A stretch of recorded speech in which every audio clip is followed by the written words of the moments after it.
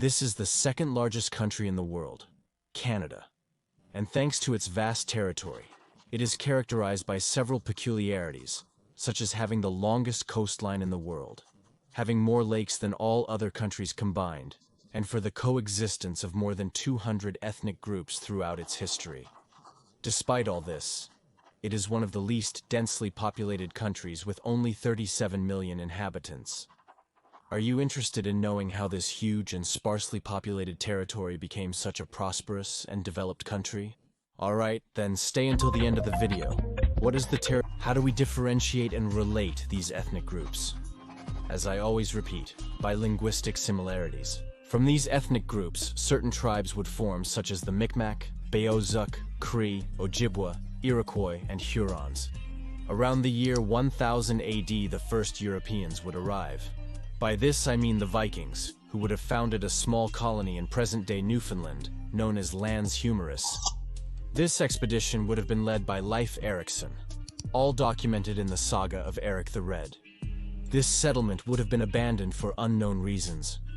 Perhaps they were attacked by local tribes, perished from some disease, or perhaps they mixed with the local population. 5 centuries later, the next contact would be during an expedition led by Giovanni Caboto on behalf of the English crown, which would attract various Europeans to approach for cod fishing during the 16th century. Among them stands out the Basque presence, who came to trade with the Algonquin natives of the Labrador Peninsula. They even formed a Basque Algonquin pidgin. In 1534, Jacques Cartier would explore Canadian coasts on behalf of France. But it wouldn't be until 1603 that the first permanent European settlements were established by the Frenchman Samuel de Champlain. Port Royal in 1605, and Quebec in 1608, founding the colony of Acadia, while the British settled in Newfoundland. During the 17th century, the colonies thrived thanks to the fur trade. France would found a new colony, Canada, and the British would take Rupert's Land in Hudson Bay. As you can imagine, conflicts between the two colonizers were not long in coming. Among them stand out the Beaver Wars, in which the Iroquois Confederation, encouraged by the British to expand their territory, would confront the French settlers and their allies, the Algonquin peoples. This war would mean a considerable decrease in the Amerindian population, which had already been reduced by factors such as epidemics of European diseases to which they lacked immunity. With the Great Peace of Montreal, a fleeting tranquility is achieved as the powers face each other again, dragging the Amerindian peoples back into Queen Anne's War. This war was part of the Spanish War of Succession between the French Bourbons and the Austrians supported by the British. After the British victory on this front, England gained sovereignty over Acadia, which it renamed New Scotland, and reaffirmed it in Newfoundland and Hudson Bay. And it is that these two boys take advantage of all the foreign mess to accentuate their rivalry. In 1744, the next conflict would occur, the King George's War, within the context of the Austrian War of Succession, in which the French, supported by the Wabanaki, faced the British, supported by the Iroquois Confederation. But the fate of Canada would not be defined until the 7 Years' War, in which, faced with disputes over European territories, the countries of the old continent unleash a conflict on a global scale. The front in North America was known as the French and Indian War, in which again the British, supported by the Iroquois, faced the French, supported by the Wabanaki.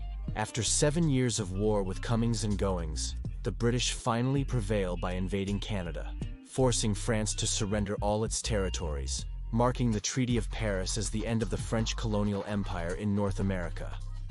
However, the French settlers did not leave Quebec, so the region remains French-speaking to this day. This victory would be counterproductive for the British, as in the face of war expenses, England would raise taxes on its 13 colonies, which would cause the American War of Independence with the victory of the latter and the birth of the Great American Empire, who also took Michigan. This caused thousands of loyalists to the British Crown to migrate north, especially to Nova Scotia. This would be the prelude to the subsequent War of 1812, in which, taking advantage of the Napoleonic Wars, the United States tries to take the British territories of present-day Canada, which would be rejected by the Canadians who remained loyal to the Crown, even though the United States failed in this attempt. With this war, it ensured that London would never again question American independence. For this, the Western Territory had not yet been explored, although by 1818 with the Treaty of London, the occupation of the Oregon Territory began, which would be jointly administered by the United States and the United Kingdom. In addition, the border between the two countries is established at the 49 parallel. During the 19th century, with the entry of the timber industry that even surpassed the fur industry, British North America manages to develop its economy, which encourages large-scale immigration, especially from Scotland and Ireland. Although, on the other hand, there would also be certain rebellions against the Crown, such as that of Louis-Joseph Papineau, who gradually sought more autonomy. This would be gradually granted, which is reflected in the Reciprocity Treaty with the United States, in which free trade with the southern country was granted, thus expanding British North America's markets. On the other hand, in 1846, with the Oregon Treaty, this territory is divided in two, leaving the northern part for the future Canada, which would later become British Columbia. In 1867, the next step towards independence is taken with the creation of the Canadian Confederation that would unify the British colonies into a federation initially composed of 4 provinces: Quebec, Ontario, Nova Scotia, and New Brunswick. Canada was born, although of course, they would continue to be subjects of the British Crown. This confederation would quickly expand, with the annexation of the Northwest Territories and Rupert's Land, which had been administered by the Hudson's Bay Company, and were handed over in 1870. The following year, British Columbia joined the Confederation, and in 1880, the Arctic territories would do the same, leaving only Newfoundland under direct British colonial rule. Canada's first Prime Minister, John Alexander Macdonald, would manage to govern on 2 occasions. While on one hand, he managed to connect the vast Canadian territory with a railway created by the Canadian Pacific Railway. On the other hand, he would be accused of ethnocide for causing famines to the Indigenous people of the newly acquired territories to take over their lands. This expansion would have certain responses, such as the Red River Rebellion, in which the Métis, mixed-race descendants of Indigenous people and French led by Louis Riel, rebel against the government. Although they do not manage to stop the expansion, their rights over the lands are respected. However, Riel would lead a new failed rebellion in 1865, after which he would be executed, becoming a martyr for the Indigenous peoples. In 1896, the gold rush arises, in which this precious metal is found in the Klondike River, so the province of Yukon is created, detached from the Northwest Territories. This would encourage American immigration to the west coast of Canada. In 1907, the colony of Newfoundland, which still remained outside the Canadian Confederation, managed to become a British dominion, also gaining autonomy. The early 20th century was marked by a massive increase in European migration, incentivized by Canadian economic growth, thanks to the exploitation of new resources such as wheat. With a population already of about 8 million people, Canada demonstrates its still loyalty to the British Crown by sending 600,000 soldiers to fight on the side of the Allies during World War I, having a special participation in the Third Battle of Ypres and in the 100 Days Offensive where they seal the German surrender. This episode would cost the lives of about 57,000 Canadian soldiers. This war intensified the feeling of Canadian identity, which benefited from obtaining a place both at the Paris Peace Conference and in the newly created League of Nations. This would be the prelude to the signing of the Statute of Westminster, which recognizes legislative equality between the self-governing dominions of the British Empire and the United Kingdom.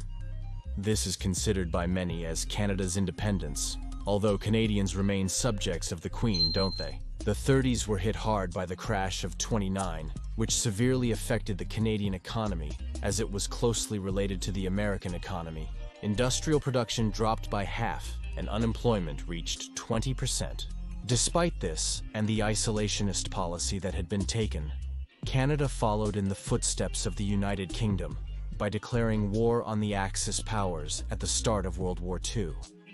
In this war, Canada stands out for its participation in the Normandy landing, assaulting Juno Beach today. Later on, Canadian troops would liberate much of Belgium. On the Pacific Front, Canada would also cooperate with the United States to expel the Japanese from some Pacific islands.